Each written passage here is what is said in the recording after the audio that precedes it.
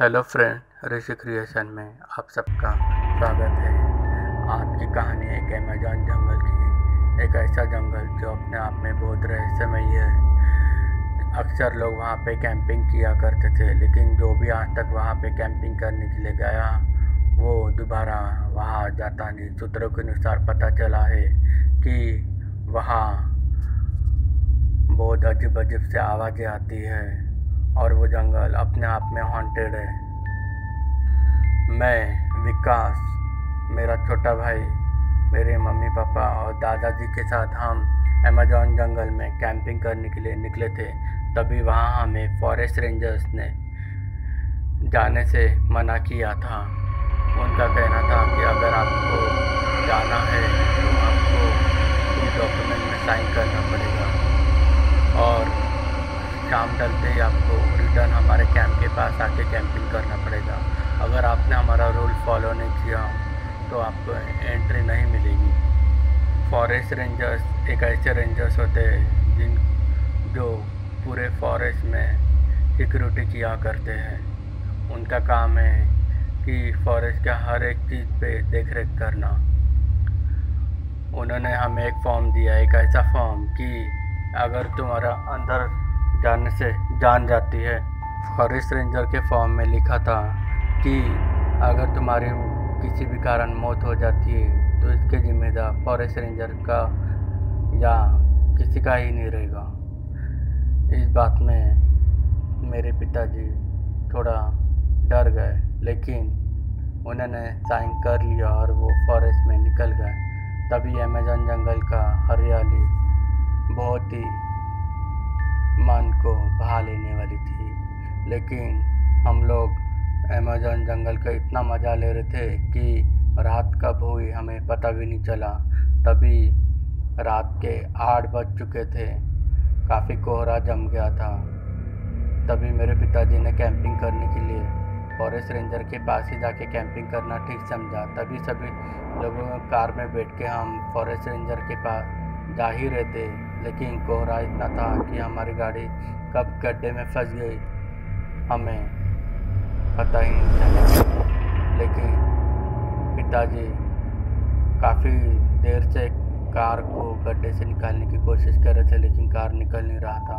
तभी उन्होंने forest ranger को इन्फॉर्म करना ही सही समझा। तभी फॉरेस्ट रेंजर को इन्फॉर्म करते ही फॉरेस्ट रेंजर्स ने कहा कि चाहे कुछ भी हो जाए आप कार से बिल्कुल मत निकलीजिए, या आपको किसी की भी आवाज़ आए तो भी आप कार से मत निकलिए। यही बात सुन के हमने वही किया जो फॉरेस्ट रेंजर्स ने कहा। लेकिन तब अचानक से काफ़ी देर बाद हमें जंगल से आवाज़ आने लगी। ये आवाज़ थी हमारी दादी की। आपको बता दें कि हमारे दादी के मरे 2 साल हो चुके हैं, लेकिन दादी की आवाज़ इतने जंगल से कैसे आ रही थी। लेकिन दादी की आवाज़ सुनते ही मेरे दादाजी कार से निकले और वो उन्हें ढूंढने के लिए जंगल की ओर ही निकल पड़े। हम रोकते तब तक दादाजी जंगल में कहाँ खो गए हमें पता ही नहीं चला। तभी हमने अपनी दादाजी की चीखने की आवाज़ सुनी, हम डर गए। तभी हमने दूर से देखा एक बड़े से हरिन को। एक हरिन तो इतना बड़ा है, जितना बड़ा हाथी होता है उससे भी कई गुना बड़ा। तभी हमने एक बड़े से हरिन को देख के काफ़ी डर गए। तभी उससे में फॉरेस्ट रेंजर पहुँच गया। फॉरेस्ट रेंजर ने हमें कहा तुम्हें कार से निकलने के लिए किसने कहा, तुरंत अपने कार में जाके बैठिए।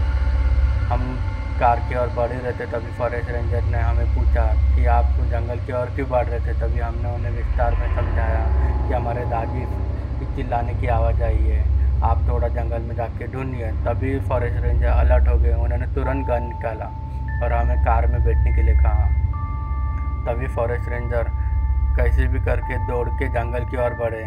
हमें समझ में नहीं आया कि फॉरेस्ट रेंजर इतने घबराए और इतने अलर्ट क्यों है। इसके पहले कि वो हमें कुछ बताते, दूसरे फॉरेस्ट रेंजर ने हमें कार में बैठा के उनके कैंपिंग की तरफ लेकर गया। तभी 2 फॉरेस्ट रेंजर्स जंगल की ओर गोलियां चलाने की आवाज़ आने लगी। हमने फॉरेस्ट रेंजर को पूछा कि आपके 2 फॉरेस्ट रेंजर जंगल में क्यों गोलियां चला रहे हैं। उन्होंने हमें कहा कि आप पीछे मुड़ के बिल्कुल मत देखिए, आप चुपचाप कैंपिंग की तरफ और बढ़िए, हम आपके पीछे पीछे आते हैं। तभी कुछ देर के बाद हम कैंप के पास पहुँचे। उसके 4-5 घंटे के बाद हम